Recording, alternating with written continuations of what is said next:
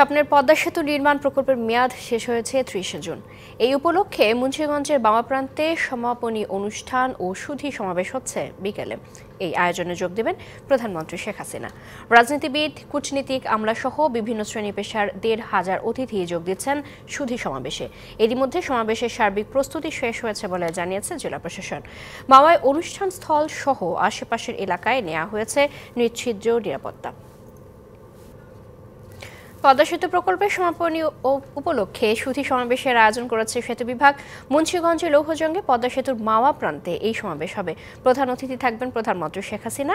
আরও বিস্তারিত জানাতে আমাদের সাথে যুক্ত হচ্ছেন সহকর্মী বিজন কুমার দাস। বিজন, প্রধানমন্ত্রীর সমাবেশকে ঘিরে কি তথ্য আছে আপনার কাছে? আয়োজন কেমন দেখছেন জানাবেন।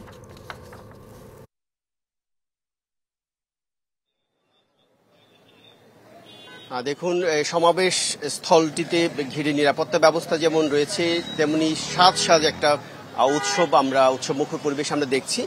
বিশেষ করে পদ্মার পাড়ে মানুষ প্রধানমন্ত্রী শেখ হাসিনাকে দূর থেকে দেখার জন্য তারা অপেক্ষা করছে। যদিও সাধারণ মানুষের প্রবেশের অনুমতি নেই। আপনি আগে বলেছেন যে একটি সুধী সমাবেশ, বিশেষ করে পদ্মা সেতুর সমাপনী উপলক্ষে এই অনুষ্ঠানটি হতে যাচ্ছে। বিশেষ করে আজ থেকে ঠিক ২৩ বছর আগে ২০০১ সালের ৪ জুলাই ঠিক এইখান থেকে প্রধানমন্ত্রী শেখ হাসিনা এটির ভিত্তিপ্রস্তর স্থাপন করেছিলেন। তারপর ঠিক ২৩ বছর পর আজকে সেই সমাপনী অনুষ্ঠান। ইতিমধ্যে এই অনুষ্ঠানে সভাপতিত্ব করবেন সড়ক পরিবহন সেতুমন্ত্রী ওবায়দুল কাদের। প্রধানমন্ত্রী, আমরা যতটুকু জেনেছি, বেলা ৩টার দিকে উনি এই সমাবেশস্থলে আসার উদ্দেশ্যে ঢাকা থেকে রওনা হবেন এবং ৪টার দিকে আনুষ্ঠানিকভাবে সমাবেশটি শুরু হওয়ার কথা রয়েছে। আপনি জানেন যে এটি একটি সুধী সমাবেশ।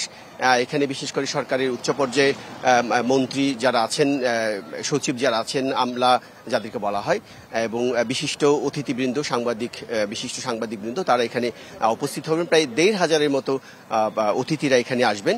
যেমনটি বলছিলাম, আমরা সকাল থেকে যখন এখানে আসছি, যে বিভিন্ন জেলা থেকে নিরাপত্তা এখানে দায়িত্বে যারা আছেন, বিভিন্ন সংস্থার লোকজন তারা ইতিমধ্যে হাজির হয়েছে। আমরা দেখছি যে র্যাবের একটা টহল টিম, তারা মঞ্চের চতুর্দিকে তারা টহল দিচ্ছেন। আপনি যে গেটটি দেখছেন, এই গেটটি দিয়েই প্রধানমন্ত্রী শেখ হাসিনা তিনি প্রবেশ করবেন, আর অতিথিরা তার পিছন দিকে আরেকটি গেট আছে, সেটি ওই পাশ দিয়ে যাবেন। ইতিমধ্যে আমরা সময়যত করাচ্ছি, নিরাপত্তা ব্যবস্থা ততই আমরা জোরদার হতে দেখছি।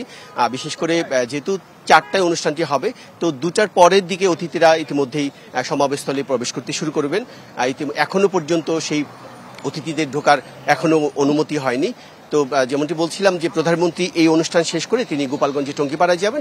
সেখানে প্রধানমন্ত্রী তার বাবার কবরস্থান জিয়ারত করবেন এবং শ্রদ্ধা জানাবেন। তারপরে আগামীকালকে বেশ কিছু কর্মসূচি রয়েছে, হয়তো পরবর্তী খবরে আপনাকে আমরা জানাতে পারবো। তো এই ছিল আমার কাছে এখানকার সবশেষ খবর। বিজন, ধন্যবাদ আপনাকে।